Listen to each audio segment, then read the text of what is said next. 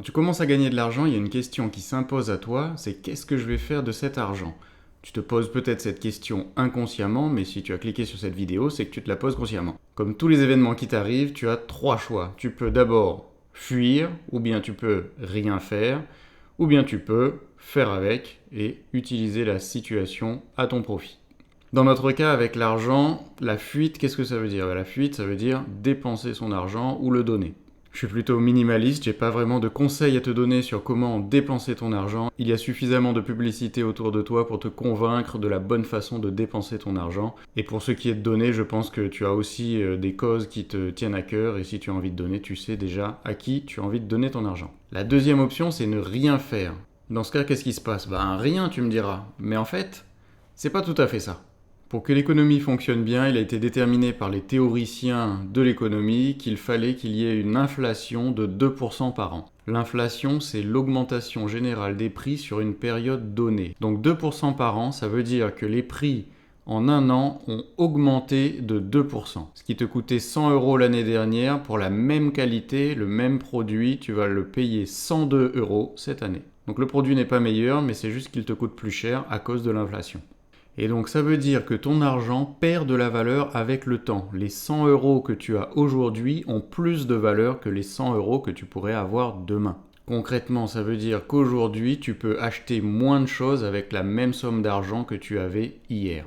Mais bon, 2% par an, tu vas me dire c'est pas grand chose, ça va pas faire un gros écart. En fait, si tu regardes ça sur toute une vie de travail, si tu travailles pendant 42 ans, eh bien ça fait 42 ans où tu as 2% d'augmentation, et 2%, eh bien c'est une augmentation exponentielle, ça fait fois 2,3 en 42 ans. Ça veut dire que ce qui coûte 100 € aujourd'hui coûtera 230 € dans 42 ans. Tu vois donc qu'en ne faisant rien, en fait, tu es en train de perdre de la valeur, ton argent perd de la valeur avec le temps. C'est pour ça que ne rien faire, c'est pas une bonne solution. On peut passer à la troisième solution qui est faire avec.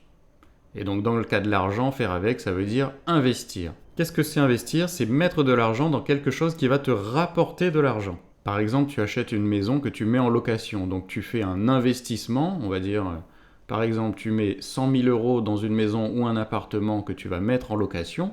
Tu loues ce bien à 500 € par mois, et bien tous les mois, cet investissement te rapporte de l'argent. Et en plus du loyer, tu as aussi la valeur du bien qui peut évoluer. Et en général, les biens immobiliers ont tendance à prendre de la valeur. Donc, les 100 000 € que tu mets dans un appartement, dans X années, eh bien, ça va peut-être valoir 150, 200 000 €. Donc là, tu vois, au lieu que ton argent perde de la valeur, il va te rapporter de l'argent et gagner de la valeur. Tu vois que dans ce cas-là, c'est toi qui vas bénéficier de l'inflation, puisque s'il y a inflation, ça veut dire que les loyers augmentent et que le prix des logements augmente.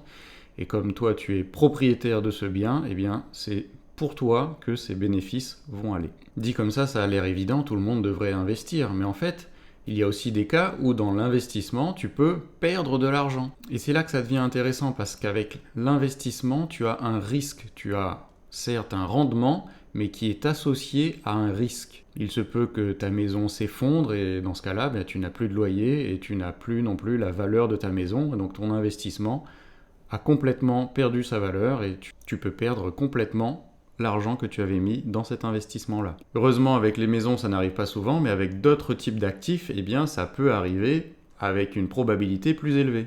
Tous les investissements sont à regarder au travers de la balance entre le risque et le rendement. En général, on te parle uniquement du rendement, on te pousse à te montrer les rendements géniaux que tu vas pouvoir avoir avec cet investissement-là, mais on te parle rarement du risque. Mais pour bien investir, eh bien, il faut faire cette balance pour mesurer quel est l'investissement qui a une balance bénéfice-risque qui est la meilleure pour toi. À chaque fois qu'on te propose un investissement, pose-toi la question, quel est le risque associé avec cet investissement-là? Et en ce qui concerne le risque, eh bien, on n'est pas tous égaux. Il y a des gens qui sont très à l'aise avec prendre des risques, avec le fait de perdre de l'argent, et il y en a d'autres qui ne sont pas à l'aise du tout et qui n'ont pas envie de prendre de risques. Ça devient une question psychologique. Où est-ce que tu te trouves dans cet équilibre entre le risque que tu acceptes de prendre pour avoir des rendements plus élevés? Quand on parle d'investissement, ce qui vient en tête, c'est l'immobilier et la bourse, mais il y a plein d'autres actifs qui te permettent de faire de l'investissement. Tu peux avoir de l'art, les tableaux, le vin, les voitures de collection. Il y a plein de choses qui rentrent dans le champ de l'investissement, mais si tu n'as pas de connaissances spécifiques dans un de ces domaines-là, c'est peut-être pas une bonne idée de commencer par investir dans ces types d'actifs-là. On a parlé rapidement d'immobilier, on va faire aussi un petit point rapide sur la bourse. Qu'est-ce que c'est investir en bourse? C'est acheter des actions. Et qu'est-ce que c'est une action? C'est une part d'une entreprise. Et donc en quoi c'est un investissement? Eh bien c'est un investissement parce que tu deviens propriétaire d'une partie d'une entreprise. Et donc si cette entreprise-là génère des bénéfices et décide de distribuer des dividendes, eh bien tu vas récupérer de l'argent. Et de même, la valeur de l'entreprise peut évoluer. Plus il y a de demandes de gens qui veulent acheter cette entreprise, plus la valeur de l'entreprise va augmenter. Et inversement, plus il y a de gens qui veulent vendre cette entreprise, plus la valeur de l'action, de la part que tu détiens de cette entreprise va baisser. Pourquoi on parle beaucoup de ce type d'investissement? Eh bien parce que sur le long terme, ce type d'investissement-là peut te rapporter 7 à 8% par an, c'est la moyenne sur les 50 dernières années quand tu investis sur des actions américaines par exemple. Et concernant les dividendes, eh bien, il y a des entreprises qui distribuent les dividendes, d'autres pas, qui réinvestissent tout cet argent pour se développer et augmenter la valeur de l'entreprise. Et donc quand tu dois faire ton choix de stratégie d'investissement en bourse, eh bien, tu dois te renseigner sur ce que tu as envie de faire. Est-ce que tu veux récupérer de l'argent régulièrement ou est-ce que tu veux augmenter la valeur de ton patrimoine et donc le laisser progresser, le laisser à l'intérieur de l'entreprise. On pourrait passer des heures à expliquer le fonctionnement du marché boursier, mais c'est pas l'objet de cette vidéo. Si tu veux en savoir plus, dis-le moi en commentaire. Et là, je t'entends déjà me dire, mais il manque quelque chose, tu n'as pas parlé de l'épargne. Qu'est-ce que c'est l'épargne? Est-ce que c'est ne rien faire? C'est investir? C'est quoi l'épargne du coup? Pour faire simple, épargner, c'est mettre de l'argent de côté pour préparer une dépense future.